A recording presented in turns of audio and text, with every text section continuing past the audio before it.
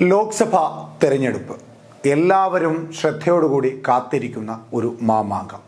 രാഷ്ട്രീയപരമായി 3 രാഷ്ട്രീയ പാർട്ടികളും കോൺഗ്രസും BJPയും ഇടതുപക്ഷവും തങ്ങളുടെ എല്ലാം സർവശക്തിയും എടുത്തുകൊണ്ട് വരുന്ന ലോക്സഭാ തെരഞ്ഞെടുപ്പിനെ തന്ത്രപരമായി നേരിടുവാനുള്ള ഒരുക്കത്തിലാണ്. അതിൽ മുൻപന്തിയിൽ തന്നെയുണ്ട് കോൺഗ്രസും ഇടതുപക്ഷവും BJPയും. ഇവിടെ എല്ലാ കാലത്തും തെരഞ്ഞെടുപ്പുകൾ എടുക്കുന്ന സമയത്ത് രാഷ്ട്രീയകാര്യ സമിതി രൂപീകരിക്കുന്നത് കോൺഗ്രസിൻ്റെ ഒരു രീതിയാണ്.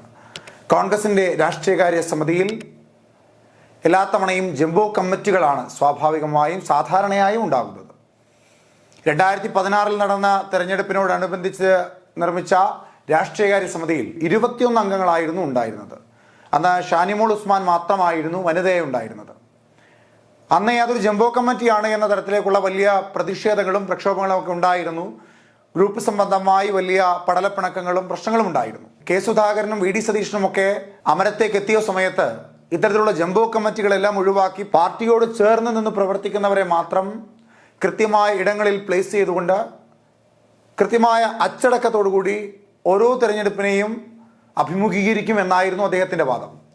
എന്നാൽ ഇപ്പോഴത്തെ ഈ രാഷ്ട്രീയകാര്യ സമിതി വീണ്ടും പഴയ ജംബോ കമ്മിറ്റിയേക്കാൾ വലിയൊരു കമ്മിറ്റിയാക്കി മാറ്റിയിരിക്കുകയാണ്. 2016 21 പേരുണ്ടായിരുന്ന കമ്മിറ്റി ജംബോ കമ്മിറ്റിയാണെന്ന് പറയുന്നവർ ഇന്ന് 36 പേരുള്ള കമ്മിറ്റിയെ എന്ത് പേര് ചൊല്ലി വിളിക്കുമെന്നുള്ളതാണ് ഏറ്റവും പ്രധാനപ്പെട്ടത്. ഒരു പ്രധാനപ്പെട്ട മാറ്റം കോൺഗ്രസ് വരുത്തിയിട്ടുണ്ട്. അത് ഷാനിമോൾ ഉസ്മാൻ എന്ന് പറയുന്ന ഒരു വനിതയിൽ നിന്നും രാഷ്ട്രീയ സമിതിയിലേക്ക് 4 വനിതകളെ അവർ കൊണ്ടുവന്നിട്ടുണ്ട്.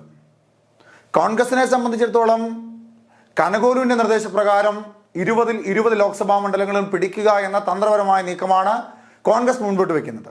കനകോലുവിൻ്റെ തന്ത്രങ്ങൾക്കൊപ്പം ചുവട് വയ്ക്കുവാനാണ് കേരളത്തിലെ കോൺഗ്രസും വിചാരിക്കുന്നത്. പക്ഷേ കേരളത്തിൽ നിലനിൽക്കുന്ന ഗ്രൂപ്പിസം എയും ഐയും അങ്ങനെ കോൺഗ്രസിനകത്തുള്ള പല ഗ്രൂപ്പുകൾ തമ്മിൽ എല്ലാ കാലങ്ങളും ഉള്ളതുപോലെ ഈ രാഷ്ട്രീയകാര്യ സമിതിയോടനുബന്ധിച്ചും വലിയ പൊട്ടിത്തെറി, ഉള്ളിൽ വലിയ പ്രശ്നങ്ങൾ രൂപം കൊണ്ടിട്ടുണ്ട്.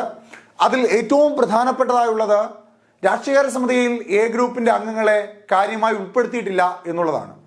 അതിൽ എ ഗ്രൂപ്പിൻ്റെ നേതാക്കന്മാർക്ക് കൃത്യമായ പ്രതിഷേധമുണ്ട്. അതിൽ അവർ ഒളിഞ്ഞും തെളിഞ്ഞും അത് പ്രകടിപ്പിക്കുന്നുമുണ്ട്. മറ്റൊന്ന്, ഐ ഗ്രൂപ്പിന് ഇനി 2 പേരെയും കൂടി അതിലേക്ക് ഉൾപ്പെടുത്തണമെന്ന ആവശ്യമാണ്.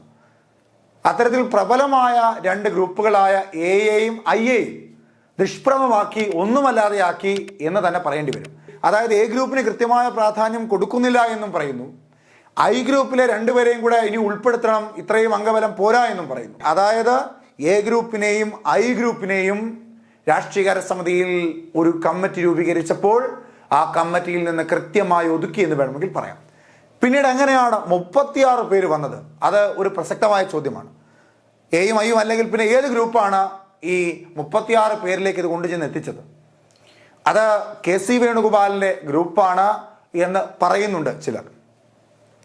തനിക്കങ്ങനെ സ്വന്തമായ ഒരു ഗ്രൂപ്പൊന്നുമില്ല എന്ന് KC വേണുഗോപാൽ പറയുന്നുവെങ്കിലും എല്ലാ കമ്മിറ്റികളിലും തൻ്റെതായ ഒരു കോൺട്രിബ്യൂഷൻ അദ്ദേഹം വെക്കാറുമുണ്ട്. സ്വാഭാവികമായും അദ്ദേഹം സംഘടനാ ചുമതലയുള്ള AICC ജനറൽ സെക്രട്ടറിയാണ്. അദ്ദേഹത്തിന് അതിനുള്ള ശക്തി കൊണ്ട് അത് അദ്ദേഹം ചെയ്യുന്നുമുണ്ട്.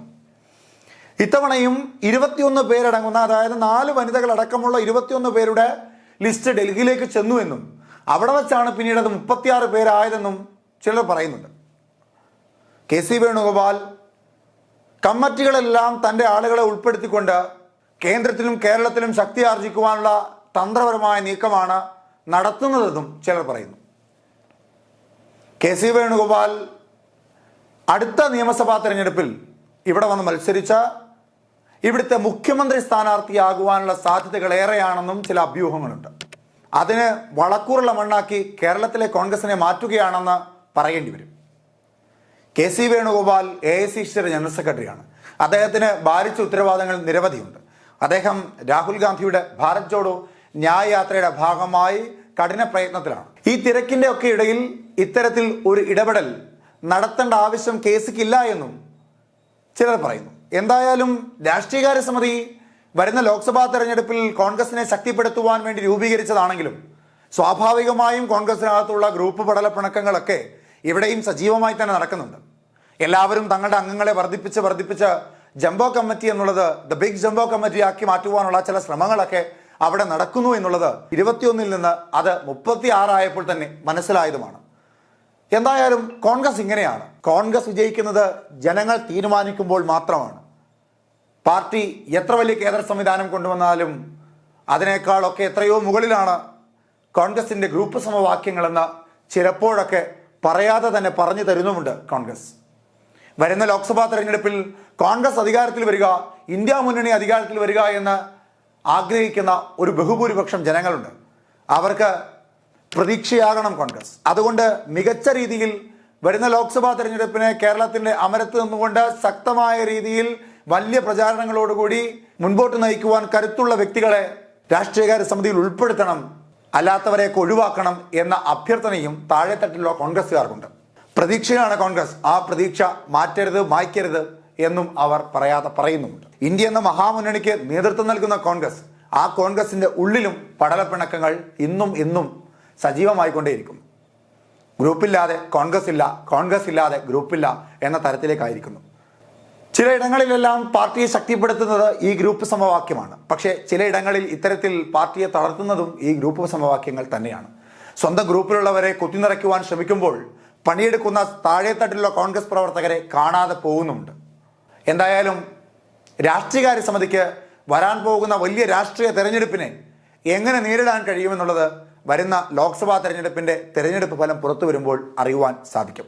കനകോലുവിൻ്റെ ആഗ്രഹം പോലെ 19 നിന്ന് ഒന്നുകൂടി നേടി, ഇപ്പോൾ ഇടതുപക്ഷത്തിന്റെ കയ്യിലിരിക്കുന്ന ആലപ്പുഴ കൂടി നേടി, ശക്തമായ രീതിയിൽ 20-20 മേടിച്ച് മുഴുവൻ മാർക്കോടുകൂടി എല്ലാ ലോക്സഭാ മണ്ഡലങ്ങളും വിജയിച്ച് ഇന്ത്യ എന്ന മുന്നണിക്ക് കരുത്തു പകരുവാൻ കഴിയുമോ എന്ന് കണ്ട് അറിയേണ്ടത് തന്നെയാണ്.